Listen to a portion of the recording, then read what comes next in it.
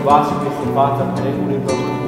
Ești depărtează de la pruncul tău acesta, David Andrei, care se pregătește către Sfânta și Dumnezeiască luminare. Jurite cu patima cea mântuitoare a Domnului nostru Iisus Hristos, cu cinstitul lui trup și sânge, cu venirea lui cea înfricoșătoare, că va veni. Lumină din lumină, Dumnezeu adevărat din Dumnezeu adevărat, născut, nu făcut, Cel ce de o ființă cu Tatăl, prin care toate s-au făcut, care pentru toți. Unde în bucuriei numele Tatălui și al Fiului și al Sfântului Duh, spre mântuirea trupului și a sufletului. Verse robul lui Dumnezeu, David Andrei, numele Tatălui, amin, și al Fiului, amin, și al Sfântului Duh, acum și pururea, și de veci vecilor.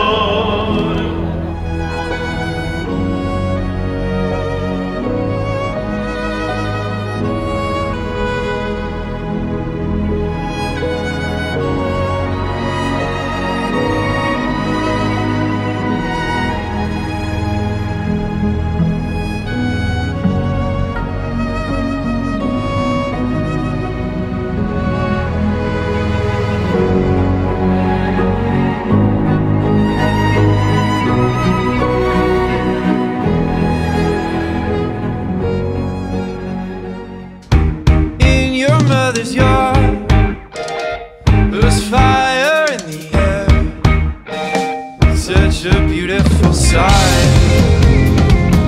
Oh yeah, so we dance in a fount of Parisian Merlot with our head in the clouds, bodies below.